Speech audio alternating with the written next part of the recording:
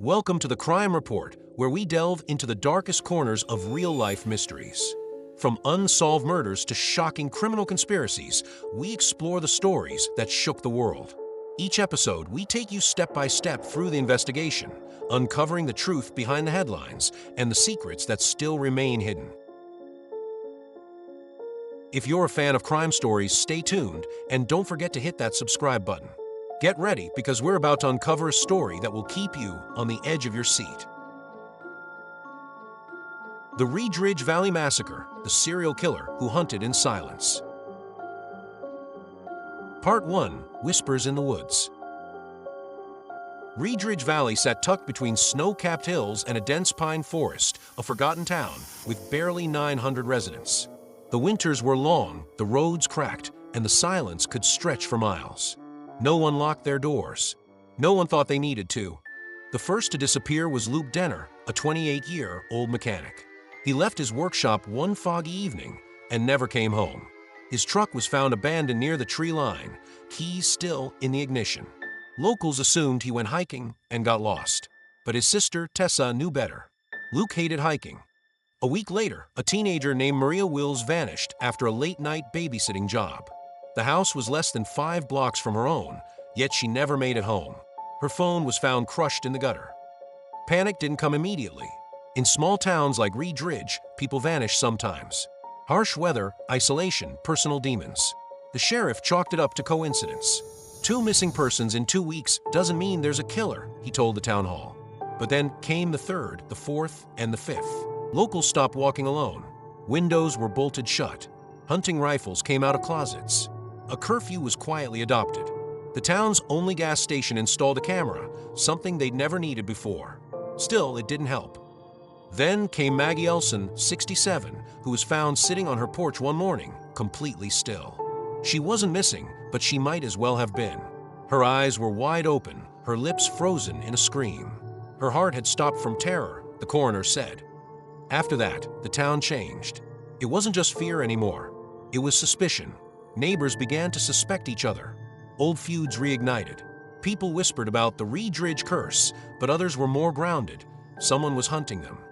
On the edge of town stood an old, crumbling cabin. It belonged to a recluse named Caleb Price, a man who hadn't been seen in months. His property bordered the woods where the disappearances clustered. When police finally searched it, they found nothing except a rotting floorboard that creaked oddly beneath their feet. They returned 2 days later with shovels and backup. What they found beneath that floorboard would turn Redridge Valley into a national horror story. Part 2. Beneath the floorboards. The stairs into the cellar groaned with each step, swallowed by a silence so dense it made the deputies pause mid-breath. Sheriff Collingwood was the first to descend, flashlight in hand. The beam cut through damp air, landing on dirt walls. And something else. Jars lined the shelves, filled with cloudy liquids and unrecognizable contents. The stench was instant: rotting meat, copper, and something worse. Collingwood's light stopped on a metal drum in the corner. Inside, they found remains. Human remains.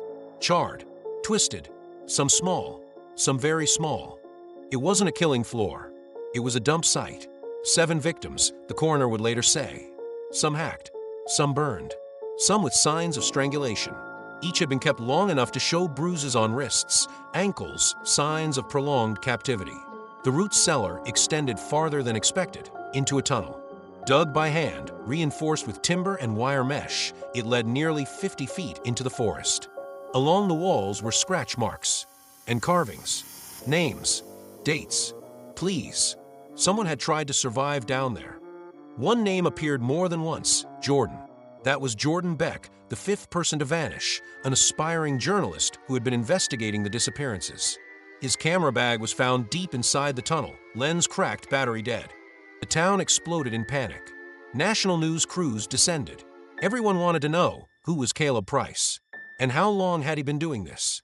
But when authorities issued a warrant for his arrest, they discovered something else. The man wasn't Caleb Price at all.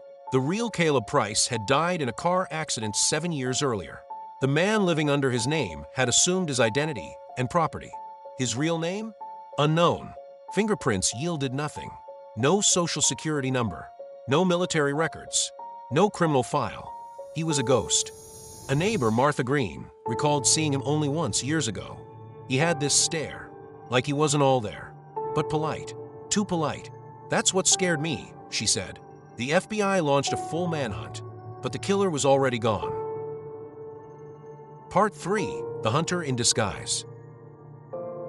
Weeks passed, then months. Winter faded into spring, but the fear in Redridge Valley remained thick as fog. The killer, now dubbed the Shadow of Redridge, had simply vanished. No fingerprints, no bank records, no phone history. Whoever he was, he had erased himself long ago. The FBI canvassed surrounding counties, checking hospitals, shelters, and even unmarked graves.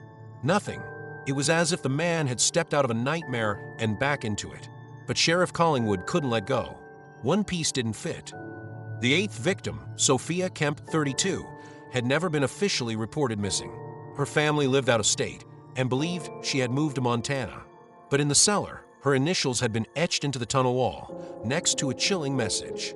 He wears faces, not masks. Faces. The idea seemed too grotesque to believe. But Collingwood remembered the autopsy reports. All the victims had facial tissue removed. At first, they thought it was decomposition or fire damage. But now it looked like harvesting. The killer may have worn their faces. Literally. A break came unexpectedly from a bus stop security cam 200 miles north. A man matching the fake Caleb Price was spotted boarding a Greyhound bus, wearing a baseball cap and thick glasses. He walked with a limp he never had before. A disguise? Or someone else's gait? They ran facial recognition. No match. But something about the man's posture and build aligned with an old missing persons report. Harold Finch, a long-haul trucker from Ohio who vanished in 2016. Authorities now believe the killer had assumed his identity too. If that was true, then this man didn't just kill. He became his victims, lived as them, worked as them, traveled as them. The FBI created a national alert with the chilling codename, Chameleon. To this day, the Redridge Valley killer has never been found. His trail went cold after that bus ride. No fingerprints, no new crimes. Some believe he died. Others believe he's still out there, just under another name, wearing another life. Watching, waiting. If you enjoyed this story and want to hear more thrilling mysteries like this one, make sure to subscribe to the channel. Your likes and shares help us grow and bring even more gripping tales to life. Thanks for listening.